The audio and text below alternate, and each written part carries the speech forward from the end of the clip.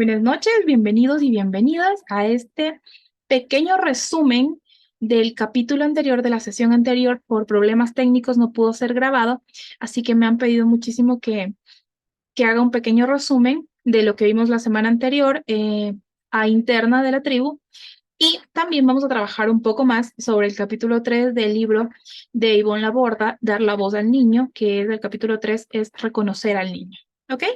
Entonces es un verdadero placer poder compartir con ustedes esta experiencia. Pero antes de compartir con ustedes esta experiencia, quiero que cerremos los ojos y quiero que tratemos de conectar con nosotros. Entonces les voy a invitar a que hagamos una pausa a nuestro día a día, que hagamos una pausa y comenzamos a escuchar nuestro corazón y vamos a relajarnos hasta que conectemos con nuestro corazón y escuchemos solo los latidos del corazón.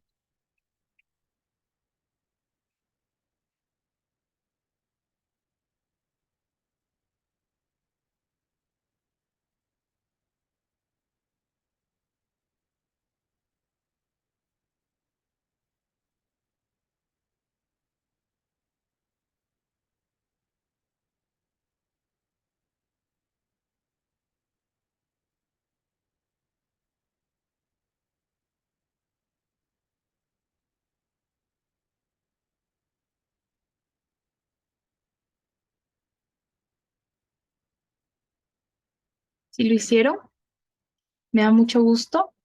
Este espacio que solo puede coger y poner nuestras manos hasta escuchar, quedamos en silencio y escuchar nuestro corazón, nos permite estar más conscientes de nuestra vida. Vamos a agradecer porque el corazón late, vamos a agradecer por nuestras manos, vamos a agradecer por nuestra cara, por nuestro cuerpo, por nuestros pies, por nuestros brazos que nos permiten abrazar, conectar con la gente. Vamos a agradecer por aquella parte de nuestro cuerpo que quizás nos ha incomodado.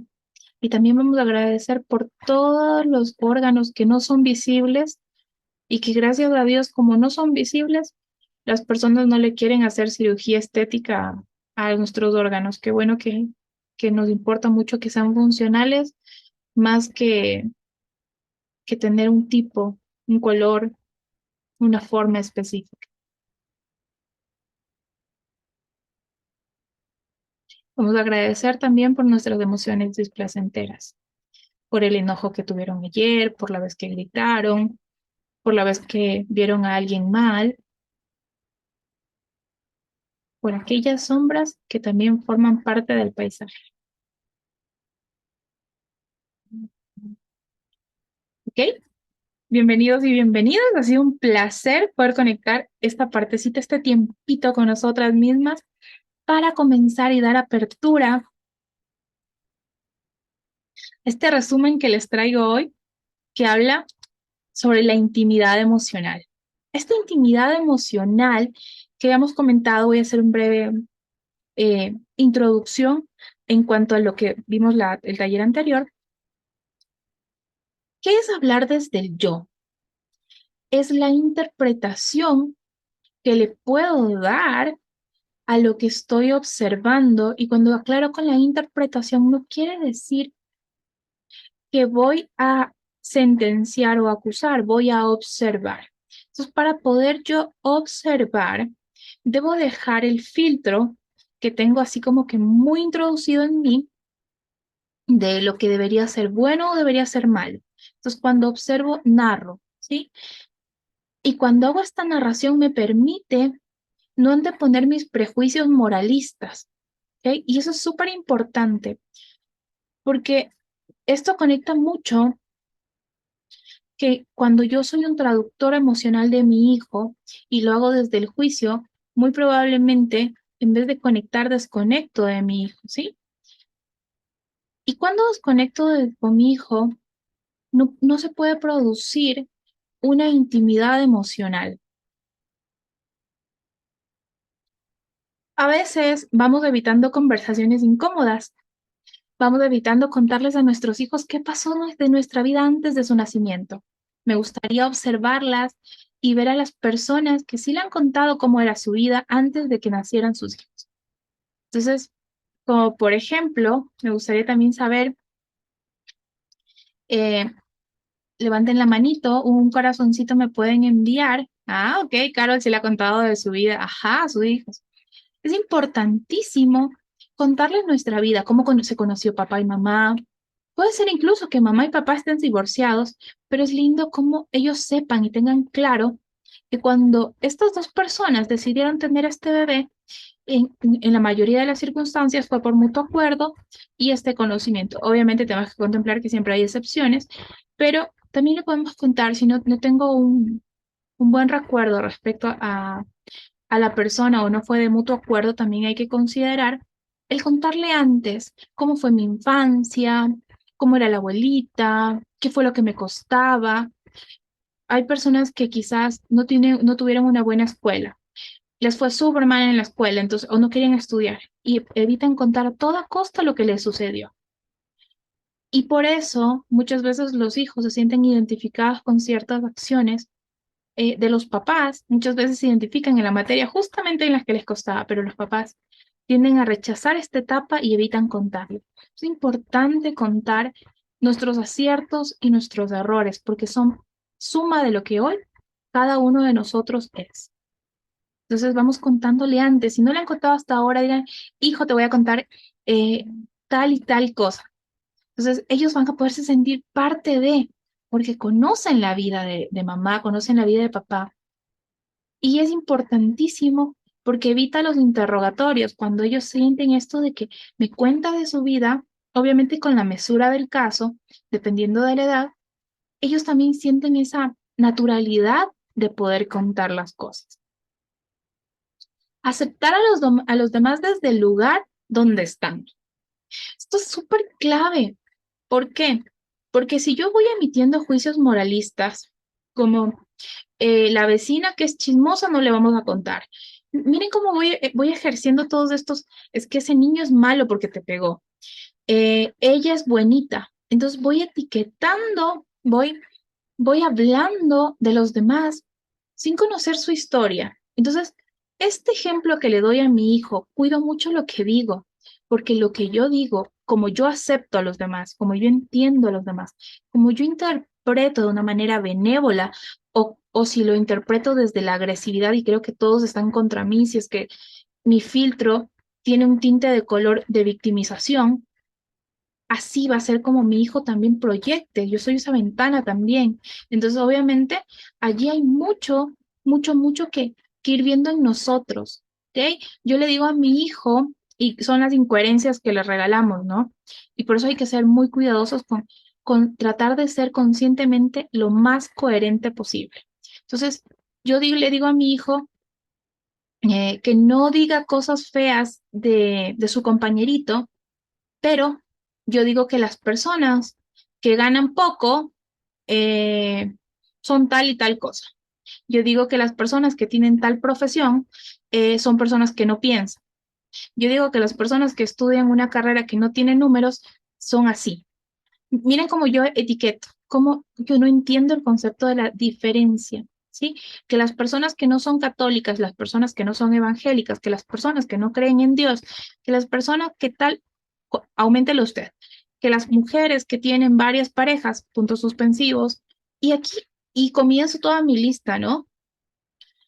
Ese, cómo yo acepto a los demás, acepto que las personas tienen el derecho a escoger cómo vivir, que las personas tienen el derecho de escoger cómo maternar, que las personas también tienen el derecho de elegir lo que le es funcional a su maternidad.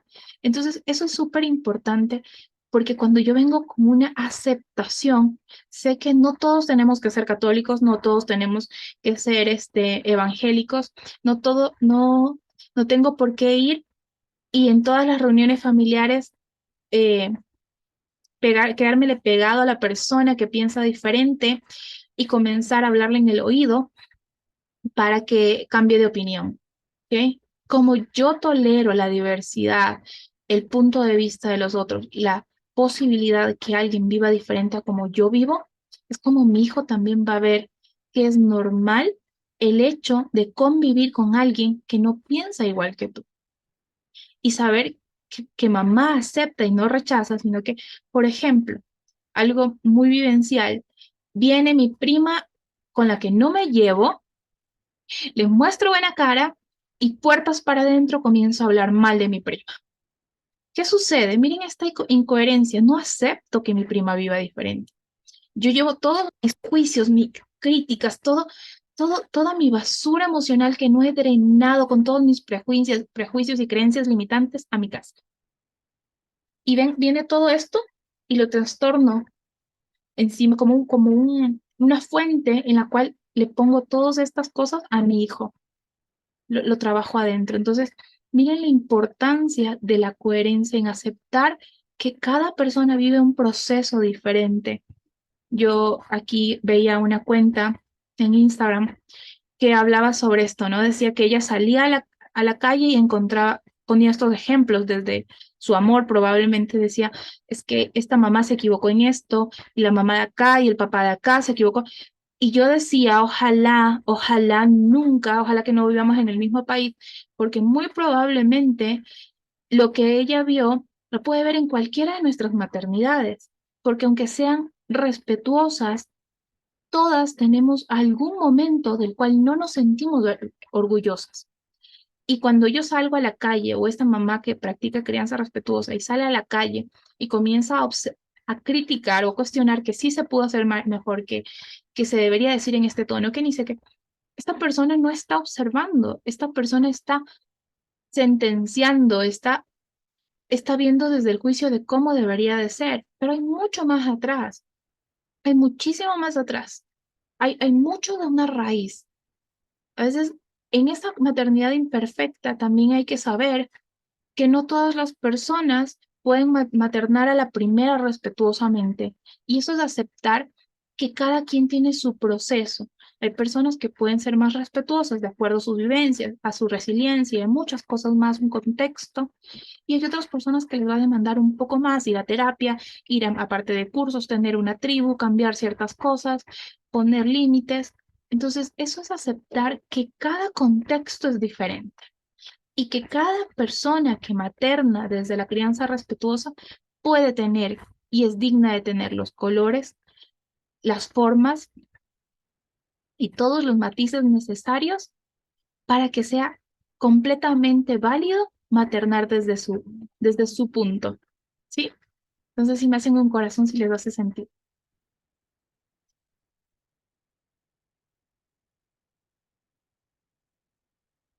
¿Ok? Perfecto, les hace sentido, sí, cierto. Y es importante comenzar a saber que es válido que no todos estemos en el mismo vagón de la conciencia. Decir la verdad. Cuando pasa algo, por ejemplo, muy doloroso, como un accidente de tránsito, pasa algo muy doloroso como la pérdida de alguien, la violación de alguien, fuimos testigos de un acto violento y mi hijo estuvo involucrado o de manera indirecta influye a nuestro núcleo familiar, lamentablemente, perdónenme un minutito, tengo un... ok. Lamentablemente dejamos de hablarlo y todos los libros conectan, Daniel Siegel, Álvaro Bilbao, Carlos González, todos conectan y Ivonne Laborda conectan con algo muy importante que es decir la verdad. Y Laura Goodman, por supuesto, en más de sus 3 o 4 libros que he leído respecto a ella, El discurso materno y todos estos que se conectan, todos estos libros hablan de la importancia de decir la verdad. Entonces, ¿cuándo digo la verdad? Digo la verdad del accidente que pasó considerando la prudencia de la edad. Es trascendental decir la verdad, ¿sí? En este caso, aquí traigo a colación algo que es la importancia de decir la verdad. ¿Por qué? Porque ese dolor, esa memoria de dolor, se va a activar cualquier momento. Y mientras yo no haya permitido a este niño, a esta niña, transitar, ver este dolor, dejar que lo diga todas las veces que sea necesario, no es que se quedó anclado al dolor, solo que si tiene que decirlo, lo va a decir hasta que su cerebro termine de procesarlo, de acomodarlo, de reajustarlo, y dependiendo de ciertas características, puedes requerir un profesional que ayude a transitar quizás el dolor, esta experiencia como familia, pero el dejar de hablarlo jamás va a hacer que que se pase, no es que ya no dice nada, entonces significa que ya no le duele, no. Por el contrario, muchas veces nos perdemos de la oportunidad en la narración, de explicarles lo que ellos entendieron. Porque aquí es importante, cuando el niño lo dice, así lo diga mal, diga, no, es que yo creí que, por ejemplo, digo, no, es que tú no me quieres por esto, no me ofendo porque él cree que no lo quiero. Me da la oportunidad de entender cómo se está sintiendo. Quizás no se sienta aceptado más que no se sienta querido. Se siente el rechazo o se siente juzgado.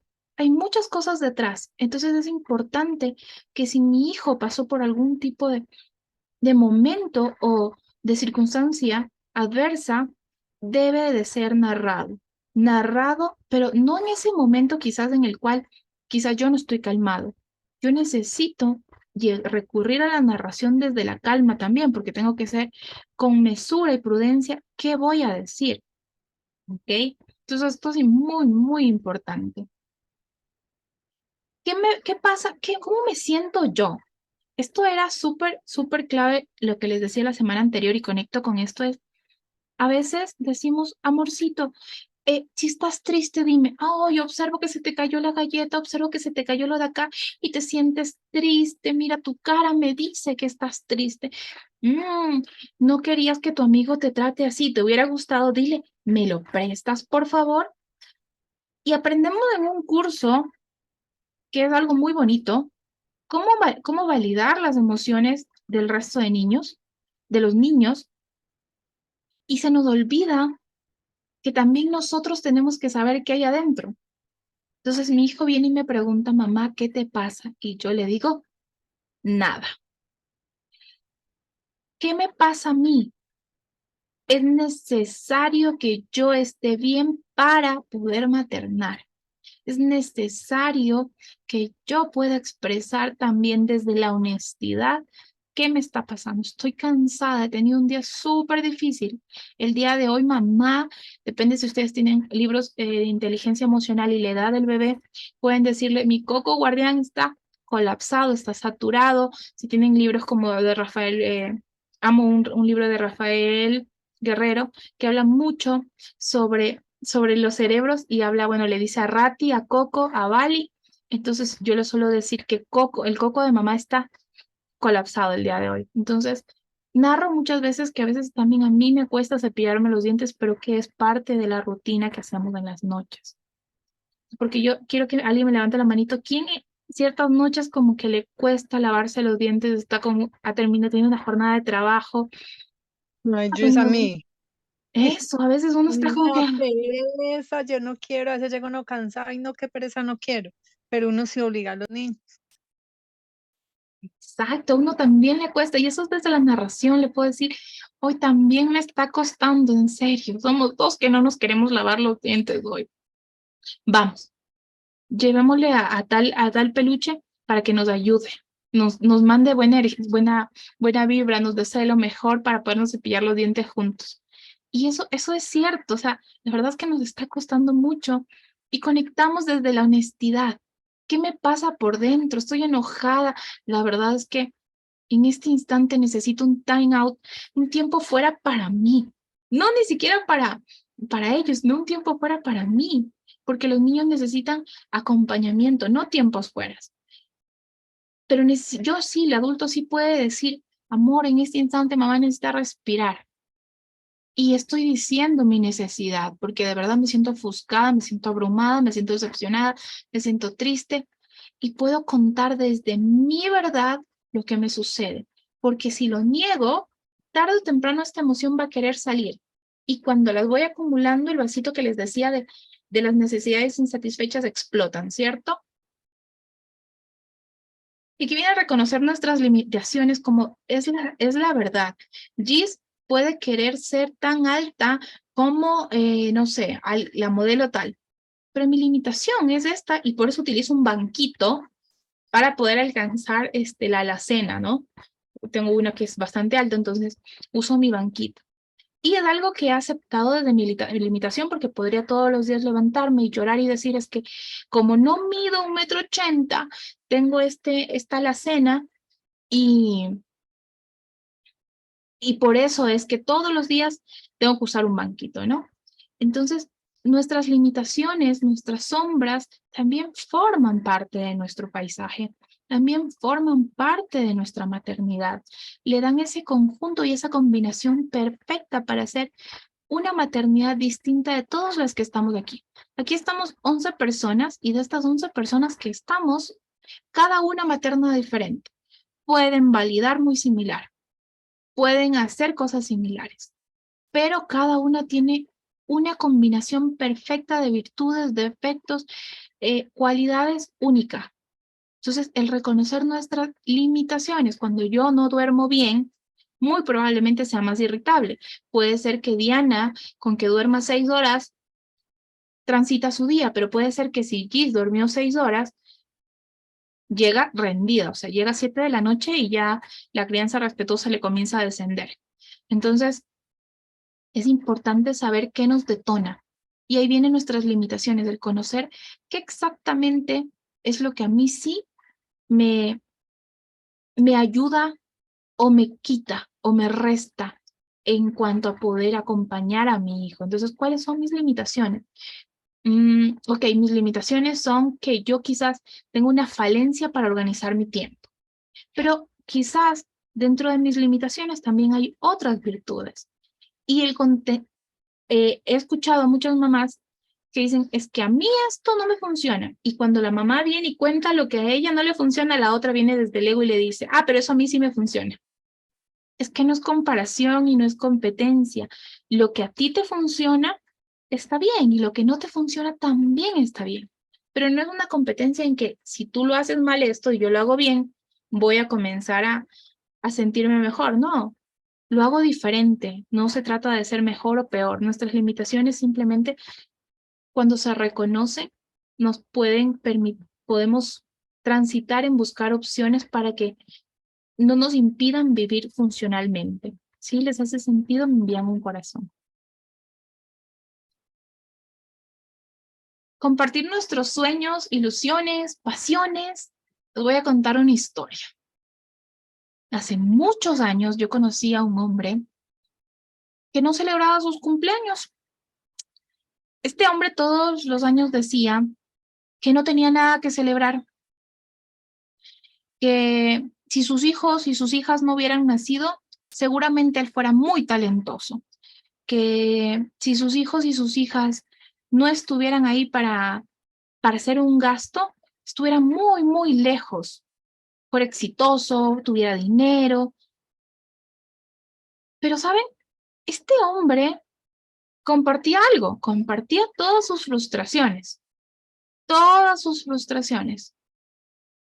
Pero allí, al compartir sus frustraciones, también me regaló algo al observarlo por muchos años, y fue que en algún momento de la vida comenzó a creer que ya sus sueños no tenían o no valían lo suficiente.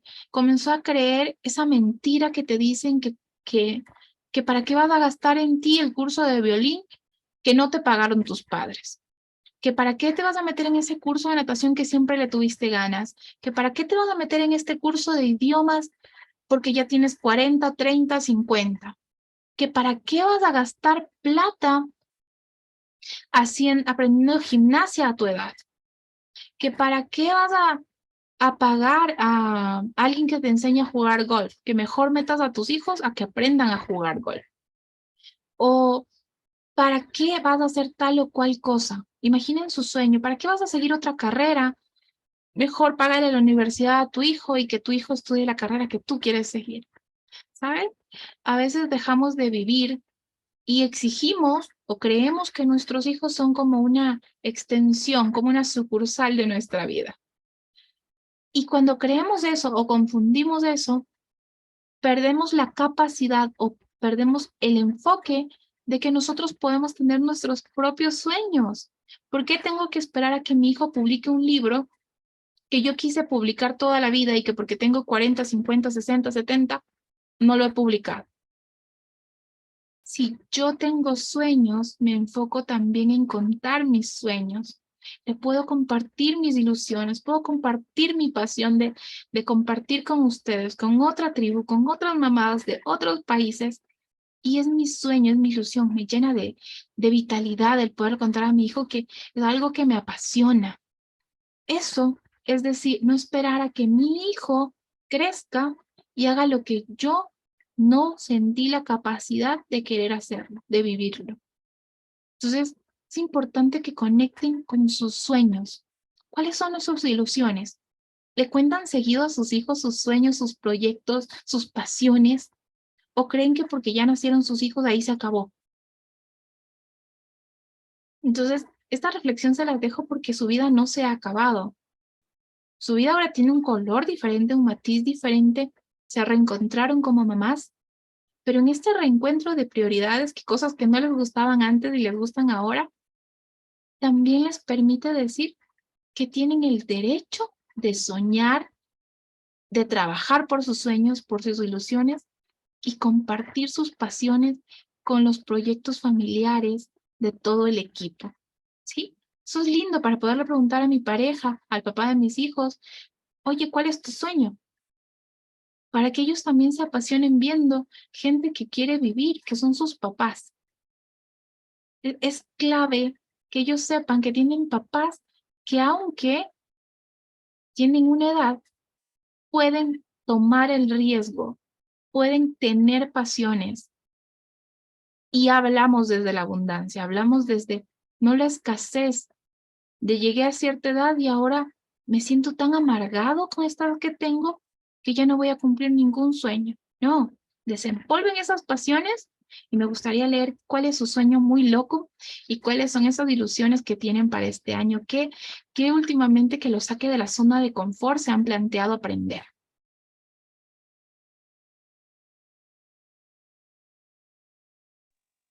Gis, yo quiero, lo Ok. que siempre soñé es aprender inglés, he hecho varios cursos y todo, y eso como que no me entra. Entonces este año me propuse que, no sé, después de mitad de año, volver a ponerme juiciosa, volver a aprender inglés, porque casualmente le dicen a uno lo que tú comentas, no, pero usted para qué eso, el loro viejo no aprendí a hablar, dicen acá en Colombia. Entonces dije, no, ¿y por qué? Entonces esa es como mi meta y para poder viajar y no tener que estar pegada de un traductor. Eso es lo que me sueño este año. Otra mamá valiente por ahí que me cuente su historia, que se va a meter este año y no va a meter a su hijo a estudiar. Cuénteme, las leo, las escucho. Bueno, yo les comparto que mi proyecto es poder masificar los programas de asesoría que yo manejo porque los trabajo uno a uno por ahora. Y a partir de toda esa información que es tan rica, tan sanadora, tan poderosa, realmente quiero darle un alcance diferente para que llegue a más personas. Entonces, ese es mi proyecto como personal este año. Genial. Miren, es bonito como cada quien va compartiendo su pasión y eso lo podemos compartir con los niños, contarles nuestras historias, nuestros sueños y cómo trabajamos por ellos. ¿Alguien más?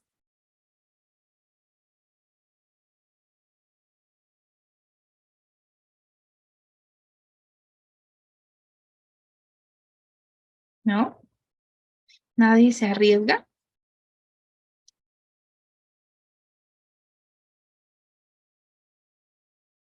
Hace, hace algún tiempo atrás, eh, cuando estábamos en pandemia, recuerdo que me propuse aprender chino.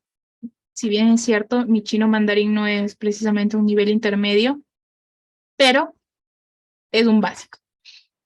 Y sucede que no entendía absolutamente nada, o sea, era literalmente nueva y las cosas se fueron dando y tuve un profesor súper chévere. Y creo que esa es una de las experiencias más locas que he hecho en mi vida, porque siempre he tenido como ese limitante de tomar ciertas cosas cuando son desde cero. Y creo que fue una de las cosas que me ha llevado a intentar aprender cosas diferentes. Cada vez que recuerdo que estoy en algo muy difícil, me acuerdo de mí en una clase de chino de mi hijo y que yo estaba perdida más que, acá decimos más que los hermanos Restrepo, estaba perdidísima. Y eso me cambió la perspectiva de mí. Entonces, compramos material y muchas veces tratamos de hablar algo básico, súper básico en chino con mi hijo, y ha sido una experiencia diferente, porque a mi edad, yo es como que ese era así como, yo decía esto, ¿no? A mi edad, ¿qué me voy a poner a aprender chino? Que no sé qué, es inglés.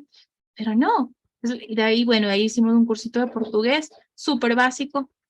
Y también fue como la oportunidad de irme dando diferentes proyectos.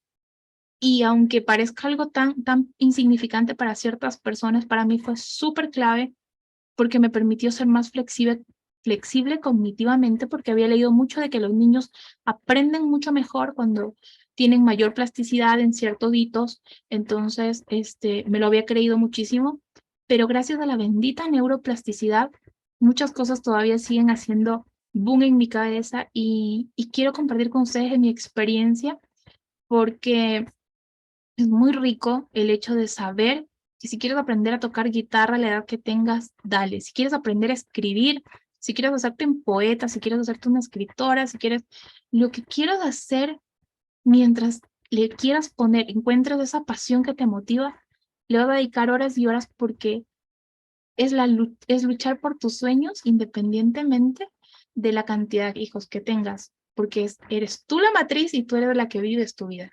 No transmites a esa sucursal tus sueños frustrados o tus memorias de dolor. Entonces, eso es súper lindo. Entonces, sintiendo al niño, es viendo al hijo que tengo, no al hijo que imaginé o al hijo que me debe cosas o al hijo que yo esperaba y lo voy a moldear a como cual arcilla a que sea lo que yo quiero que sea.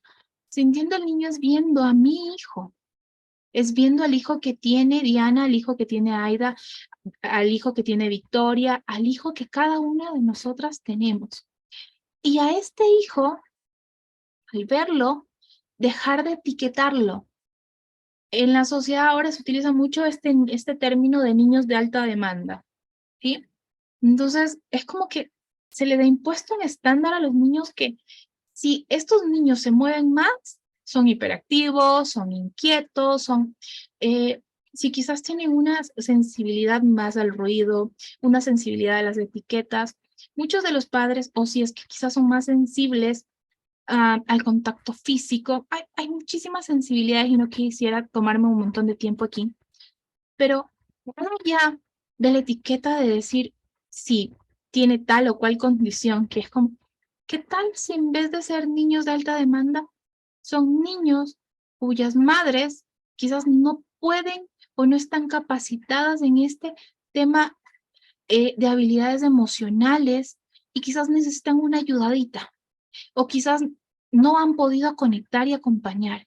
¿Qué tal si la mamá lo único que necesita es también que le enseñen que su hijo es perfectamente normal, que tiene una combinación única de talentos, de, de dones, de virtudes, de defectos, perfectamente maravillosa?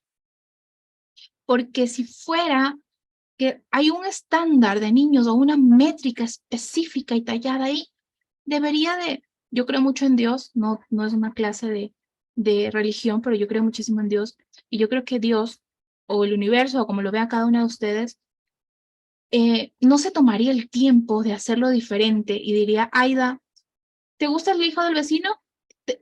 Concedido, igualito que el hijo del vecino. Y haría moldes estándar para cada uno. Me gusta de este, por favor, démelo. No, por algo hay un proceso en el cual estos hijos son específicamente diferentes.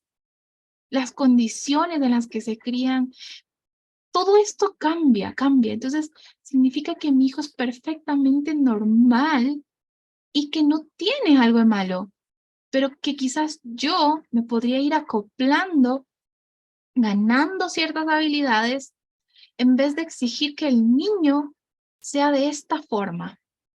Entonces, Ivonne nos regala algo que es una perspectiva más de quedarme en el niño de alta demanda, cómo ser un adulto que acompañe la individualidad de cada niño, dejando de etiquetarlos, dejando de verlos como niños obedientes, desobedientes, niños buenos, niños malos. Hemos visto que las etiquetas, tanto positivas como negativas, lastiman al niño. A ese niño que se le dice bonito, pero quiero que me levante la mano quién se siente bonito todos los días que se levanta. ¿Quién a veces no merece con unas ojeras porque está súper enfermo, porque no ha dormido? ¿Y qué pasa con este niño bonito si tiene ojeras o si le enseñaron que su piel tiene que ser tan tersa y un día no está su piel tersa. ¿Dónde está su identidad? ¿Qué pasa con este niño que dicen que es alegre? Que es alegre, no que está, que es. En un momento de tristeza o de duelo. Este niño que es alegre, ¿tiene que ser alegre toda la vida porque es una identidad de él? No, puede estar y es diferente el estar, el transitar. Por eso una etiqueta se etiqueta a los productos, no a las personas, ¿sí? Porque las personas no tenemos unas propiedades específicas o acabadas y ya. Nosotros fluctuamos y un día un rol me es funcional y el día siguiente no me es funcional. Así que no me puedes etiquetar porque no soy un producto. No me estás adquiriendo, no soy un producto terminado. ¿Ok? Mi hijo no es un producto terminado. Yo puedo estar puedo estar feliz, estar enojado, pero no soy enojado. Estar ansioso, pero no soy ansioso. Puedo estar frustrado, pero no soy el frustrado, no soy la frustrada. Estar sola, pero no soy la sola. No soy esa persona solitaria. No soy. Estoy sola. He estado sola. Entonces es importantísimo saber por qué no etiqueto a los niños, ni de buenos ni de malos, porque las etiquetas de buena niña pesan mucho. Como les decía la semana anterior, estas etiquetas que me adelanté, les fui mezclando un poquito. Las etiquetas de buena niña, ¿a quién no le dijeron que tenía que ser una buena niña? Las buenas niñas hablan de este tono, las buenas niñas no se ríen en otro tono. ¿Qué hacen las buenas niñas? Las buenas niñas se quedan calladas. Las buenas niñas son sumisas. ¿Qué son las buenas niñas? Es que yo trato de ser una buena niña, una buena madre, una buena... Esas etiquetas también pueden ser demasiado pesadas, incluso si vienen desde el discurso materno benévolo, ¿sí? Son roles que pueden ir transformándose en el tiempo porque yo no soy un producto final, yo no estoy en una percha, no soy vendible. Entonces, por eso no etiqueto. Puedo estar en un determinado momento, pero no ser, porque el ser es mi identidad. Entonces, es súper lindo ver por qué no etiqueto a mi hijo como es miedoso, sino está miedoso o siente miedo por, ¿sí? O siente más miedo cuando apago la luz, eso no quiere decir que es un miedoso, ¿ok? Me van poniendo un corazoncito si les hace sentido, si no les hace sentido, ¿ok? Un dedito abajo si no les hace sentido, ¿ok? Hablemos de la frustración. A veces, incluso nosotros conectamos con esta frustración que tienen nuestros hijos y me causa gracia porque puedo hablarlo desde mi experiencia. Al principio, yo observaba que mi frustración no tenía grandes herramientas, mis emociones displacenteras no tenían grandes herramientas. Entonces, era más difícil acompañar a alguien cuando no tienes algo, no tienes una habilidad ganada, es mucho más complejo, al igual que los conflictos, porque a veces ocupamos la victimización o evitamos los conflictos. Perdón, y el evadir los conflictos no nos da la habilidad de poderlos gestionar, al igual que la frustración, ¿sí? Entonces, nuestra responsabilidad con nuestros hijos no es evitarles que se frustren, es acompañar su frustración, es ver que me encantaba hoy en una cuenta de Instagram, eh, Mamá Molona se llama, si quieren vayan y síganla, tiene un contenido muy valioso. Mamá Molona se llama la cuenta de Instagram. Y me encantó algo que ponía y era una mamita oso, de un oso polar, una mamá oso polar, no sé cómo se diga, una mamá osa subía, o sea, ella se va por acá y ve que el osito no podía, ¿no? Entonces no podía. Y ella se baja, ¿no? Entonces cualquier humano diría, lo va a subir, ¿no? Y ella estaba al lado de él, del osito, y el osito lo intentaba otra vez, y volvía otra vez, y volvía a intentarlo, y seguía la osita, limitando su manita de poderla, porque de una la osa podía haberlo alzado, pero no, permitiéndole que el oso viva su proceso de subirse al hielo. Y eso es acompañar, es estar ahí, yo estoy aquí para ti, diciéndole que a veces las cosas la primera vez no salen, pero con práctica y constancia pueden lograrse. que a veces las cosas difíciles requieren práctica y constancia para que se vuelvan fáciles. Que quizás hoy no lo pude hacer, pero con práctica probablemente y con la constancia lo logre. El acompañar no quiere decir resolver. Y por eso es importante conectar con que nuestros hijos pueden frustrarse, pero yo debo mantener la calma. Mi calma lo calma. ¿Okay? Si él se frustra y yo me contagio de la emoción, terminamos frustrados los dos y eso no termina con una experiencia para nada enriquecedora, porque ambos van a terminar, ¡pum!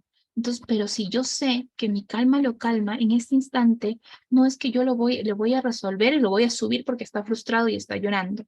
No, la osita en su naturaleza de una manera instintiva, porque no está en un curso, no está en nada, está conectando con su instinto maternal y lo ve. No se va, no se hace la loca, no.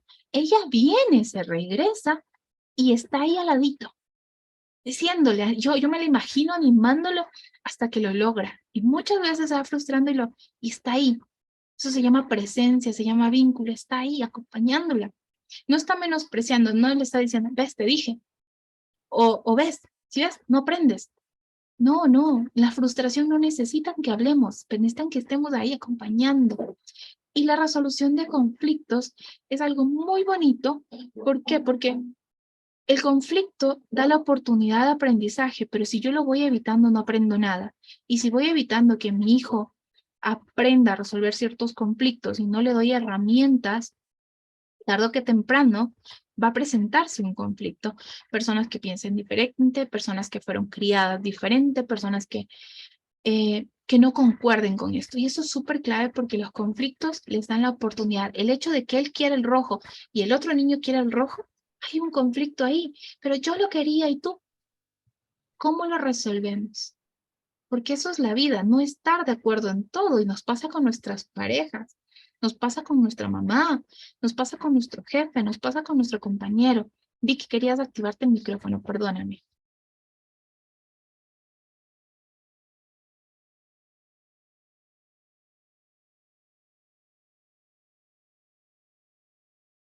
Creo que se quería activar Vicky el micrófono, ¿no? Ok. Ah, algo por aquí. Me dicen, fue un error, ok. Dice temperamentos, neurodiversidad y o falta de habilidades parentales en los padres. Exacto. Es parte de la... A mí me encanta, hay un libro que ya me hacen acuerdo de escribírselos, hay un libro que habla sobre neurodiversidad, que es súper lindo, y dice cómo ver la neurodiversidad en un salón de clase como una oportunidad de aprendizaje y no como como un problema, ¿sí? Como el pero o tratar de evitar que haya neurodiversidad en los salones. O sea, es súper lindo. Y bueno, volviendo a nuestro tema de los conflictos, es importante darles herramientas a nuestros hijos para que puedan lidiar con conflictos, enseñarles que si alguien me arrancha, ¿cómo puedo ayudarlo? Decirle a esta persona, tócame el hombro, decirle a la persona, ¿me lo prestas, por favor? Enseñarles a los niños un turno, que hay que respetar turnos con juegos de mesa, enseñar los conflictos reales, si dos niños o dos personas pasan por un mismo lugar, cómo pasar, también cómo pedir las cosas, porque a veces se arrancha, se tira, se jalan. Entonces, esta estrategia de también cómo esperar, si yo voy a una cita, probablemente el niño le cuesta esperar, pero si llevo cierto material didáctico o llevo ciertos libros, me anticipo, esta anticipación, contarle a los niños, puede ayudar mucho en toda esa frustración y conflictos. Aquí quiero hacer un pare y avanzar hasta frustración y conflictos para no ahondar mucho, con una historia que me dejó súper impactada y voy a dejar de compartir. Bueno, hasta hoy llegamos hasta ahí. Bueno, les voy a comentar la historia porque viene súper de caso. Sucede que es un cirujano súper reconocido, tiene muchos seguidores en Facebook. Este cirujano acá en Ecuador es un cirujano plástico. Este cirujano plástico, con una buena fama, buenos comentarios, en fin, muchas cosas positivas de este cirujano plástico, excelentes resultados. en un grupo, no sé si en México o en otros países hagan estos grupos de Facebook en los cuales las mujeres comparten información, ventas, cursos, si necesitan un producto, etcétera, etcétera, etcétera, ¿no? Se llama Positive Mujeres acá en Ecuador. Y sucede que le graban a este cirujano que se baja del carro porque le pita, o sea, se parquea mal, la persona le pita porque no tiene luces de parqueo ni nada, le pita, él se baja así como si estuviera, o sea, fuera de sí, se baja y le comienza a pegar golpes en el capó del carro, a quererle dañar el vidrio del espejo, a darle, a insultarle y decirle que se baje, o sea, todo un show súper, súper complejo, porque la persona que iba atrás le pitó porque no tenía puestas luces de parqueo. Y porque la persona de atrás obviamente quería pasar. Este tema, porque le pitaron, este señor reclamaba, o sea, este cirujano se bajó y gritaba, le decía, y otra vez que me vuelvo a pitar, te daño el carro y todas las cosas, ¿no? O sea, todo el show, ¿no? Entonces, la persona que iba manejando, porque la chica que grababa era la novia, la persona que iba manejando retrocedió con el carro dañado, se movió y se fue. No se bajó, porque este señor le quiso abrir la puerta. Ustedes me dicen, ok, no es el título, ¿sí? No es el título. Pero allí sí vamos a analizar qué le pasó a este señor. Muchas veces tenemos como un prejuicio de que si es doctor, tiene la razón. Y a veces las mamás vamos a ciertos profesionales en que nos dicen que estamos como haciéndolo mal, juzgadas y todo porque es doctor. Entonces, lamentablemente, acá en Latinoamérica pasa mucho que las mamás, cuando viene un profesional de la salud y les dice algo, es como que nos quedamos callados porque es como la autoridad, como el referente. Pero aquí traigo a colación justo el cirujano porque hay muchísimos casos, he visto muchísimos casos de gente que se baja en el tráfico a pegar, a golpear y todo un show, lamentablemente. Y es importante filtrar. Fue un profesional que estudió muchísimos años, le puso muchas ganas, muy probablemente, hace su trabajo, pero miren cuán importantes son las habilidades socioemocionales. En Ecuador, algunas instituciones la tienen como materia de relleno, ni siquiera es importante. Poquísimas, porque tienen que ser pagadas porque el ministerio y el currículo no lo considera importante la educación emocional. Y este tema, ustedes pueden decir también es desde casa. Sí, es desde casa. Hay muchos contextos como verlo. Pero allí, obviamente, una persona que te pite y que tú te bajes a dañar la propiedad porque estás frustrado, porque no puedes lidiar un conflicto de que alguien te pitó, porque tuviste un mal día, porque algo te pasó y porque te pitaron, o sea, no te chocó el carro, no es precisamente algo que la persona solo pitó. O sea, y ahí es donde tú te dices, ¿cuánta capacidad para resolver un conflicto tengo? ¿Cuánta flexibilidad cognitiva tengo? ¿Cuántas herramientas para lidiar mi frustración en el día a día? Hay muchos test de educación emocional, hay muchos test para ver, perdón, la inteligencia emocional.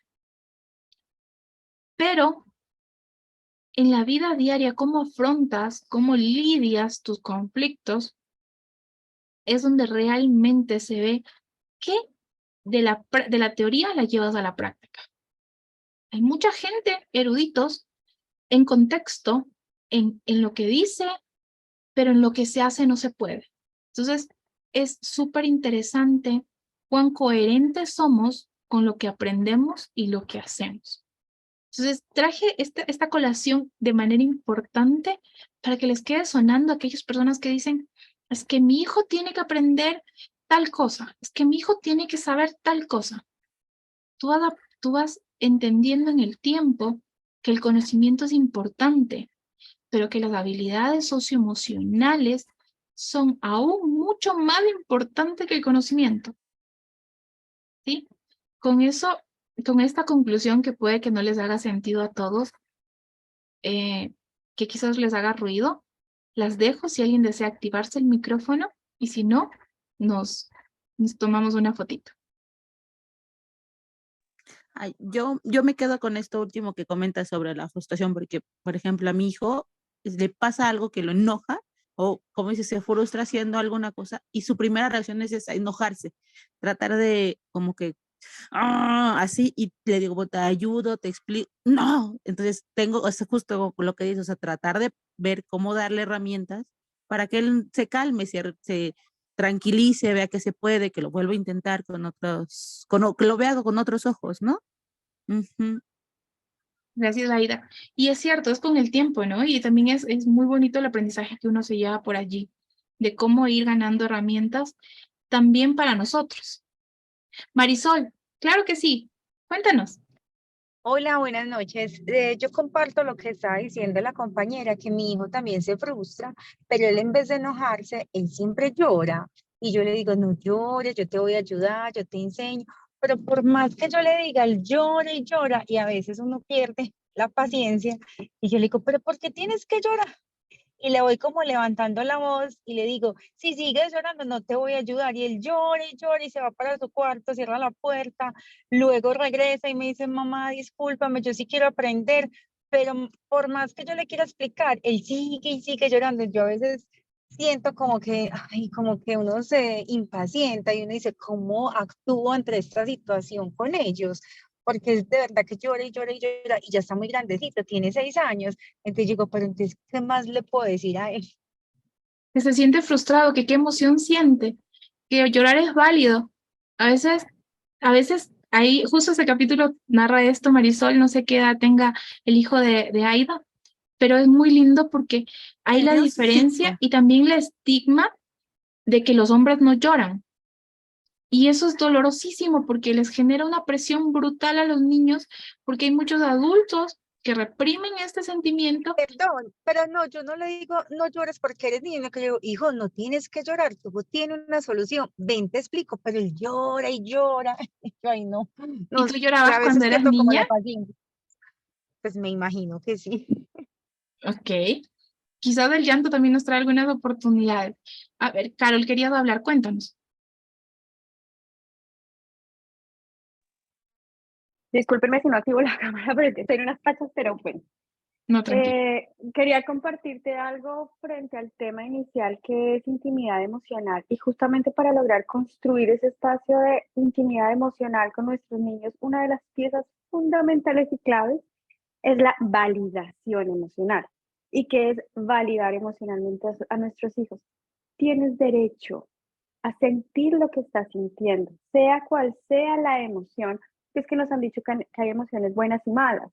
¿Y qué significa que es una emoción mala? Pues entonces que es más o menos una emoción vergonzante y no deberías sentirla, escóndela, anúlala, niégala, dale la espalda, disimúlala, cállala, ¿sí? Pero todas las emociones son completamente válidas, necesarias y tienen un propósito. Entonces, y cada una tiene una forma de manifestarse. El llanto en particular, eh, que es tan atacado porque en la historia justamente ha sido tan anulado, ¿sí? Tan condenado, tan criticado y a partir de esa muestra emocional se han generado muchas heridas en ese afán de callar. ¿Pero es por qué? Porque yo no sé cómo procesar lo que le está pasando a mi hijo, no sé cómo procesar ese llanto, ¿qué hago con eso? No es lo que le está pasando a mi hijo, sino lo que me está pasando a mí frente a esa situación, lo que me impulsa a buscar a callar el llanto de mi hijo. Y el llanto tiene un poder sanador, regula internamente la química cerebral generando como un equilibrio emocional. Todas las emociones generan una energía dentro del cuerpo que necesita ser drenada para que nuestro cuerpo vuelva al estado de regulación. Y el llanto es una herramienta poderosísima para que eso se dé. Entonces, ayudar a nuestros hijos y crearles ese espacio de validaciones. Aquí estoy para ti. Yo que estás triste, estás molesto, estás frustrado, tienes ganas de llorar. Aquí estoy contigo. Llora lo que necesites, llorar. Y aquí te acompaño. Y solo con eso yo ya conecto con el corazón de mi hijo. Y con ese pedacito de conexión, sin necesidad de decir nada más, mi hijo empieza a drenar esa emoción y a poder tranquilizarse y regularse para que luego pueda escuchar el resto de mi explicación. ¿Cuál es el problema? Veo que te está pasando esto, querías esto, ¿cuál es la solución? Podemos hacerlo de esta manera y eso va a pasar muchas veces. Yo lloro cuando estoy triste, yo lloro cuando estoy supremamente molesta, yo lloro cuando estoy muy frustrada y me siento impotente, porque hace parte de la forma en la que mi sistema se drena y soy adulta, tengo 42, voy a cumplir 43. Y eso nos pasa a todos los seres humanos, solo que muchos de nosotros nos hemos desconectado en la infancia, pensando que no tenemos derecho a que eso suceda. Pero sí es súper claro para todo esto que estabas hablando de entrada de intimidad emocional. Si no existe eso, yo no me siento seguro para mostrar mi emoción en ese espacio. Y por lo tanto, no habría intimidad que cercanía y vulnerabilidad. Ok, gracias, Carol, por tu aporte, súper valioso. Sí, bueno, voy a explicar algo. Lo que Carol acaba de mencionar es cierto. La validación emocional, Ivonne Laborda la trabaja en el capítulo anterior a intimidad emocional y explica las raíces como la validación, la conexión, el vínculo. Entonces pueden checar el video que está grabado anteriormente para que puedan entender la parte que Carol está explicando o está reforzando para que sepan qué es la apertura, como lo trabaja en el libro Ivonne Laborda, y lo trabaja como raíces, ¿sí? Entonces dice que son las raíces de una crianza consciente. Está todo un video de YouTube para que ustedes puedan igual ayudarse, y lo que acaba de explicar Carol, que también es súper valioso en cuanto al tema de que las emociones displacenteras no son emociones ni buenas ni malas, y que estas emociones displacenteras, como el poder permitir a que mi hijo diga que siente envidia, que justo tratamos en el video que está, las invito a que vayan a ver lo que está colgado en YouTube. Entonces, obviamente, van a poder ayudar desde la honestidad con estas emociones displacenteras, porque mientras yo no haga las paces con el regalo que me trae cada emoción a la acción, con las emociones displacenteras, no voy a poder aceptar el regalo que me trae cada una. Entonces, tanto la envidia, los celos, la tristeza, perdón, la frustración, ¿sí? Quizás la pesadumbre, todas estas emociones displacenteras, y el llorar, que es la misma cara de la moneda de reír. Si es tan natural reír, ¿por qué molestaría que alguien se ría y por qué molestaría que alguien llora? ¿Sí? Así como hay personas, como Carol nos dice algo tan bonito, tan lindo de su propia vida, nos dice desde su experiencia: miren, yo todavía lloro cuando estoy triste, yo también lloro. Y bueno, no sé cuántas personas más de aquí lloramos cuando estamos con una emoción así como que, ay, así. Y este, este tema del llanto, que como dice Carol, es ¿por qué me incomoda tanto el llanto de mi hijo? ¿Y por qué no le permito que siga llorando en el tiempo y que obviamente sepa que es una manera? Hay personas que nos regulamos oliendo algo, ¿sí? A mí hay un olor en particular de mis aceites que me hace como, me gusta mucho el olor a naranja, me activa.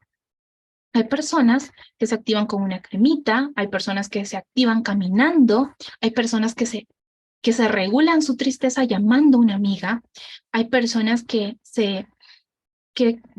drenan mejor su energía saliendo están pasando un tema de preocupación y salen y caminan y dan la vuelta y luego regresan. Hay muchas maneras de regularse emocionalmente, de que podamos transitar una emoción. Entonces, como Carol dice, una de ellas también es poder llorar, permitirme llorar lo que tenga que llorar. Y también revisarme, como decía Ivonne Laborda, en esta parte ya de este capítulo de intimidad emocional, preguntarme qué me está pasando a mí, conectar conmigo y decir cómo me trataban a mí cuando yo lloraba.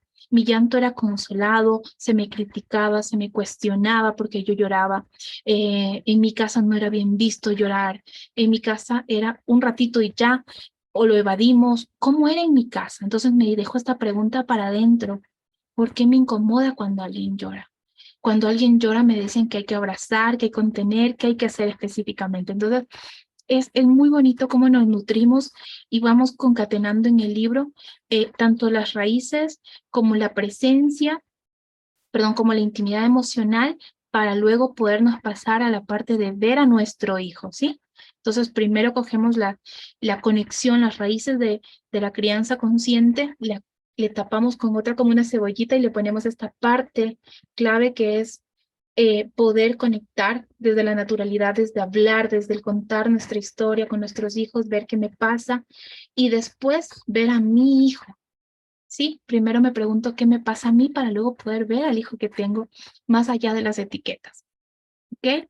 Entonces, si alguien más desea activarse el micrófono y si no, nos tomamos la fotito. Adicional, le voy a decir algo antes de tomarnos la foto. ¿No? ¿Nadie más se quiere activar el micrófono?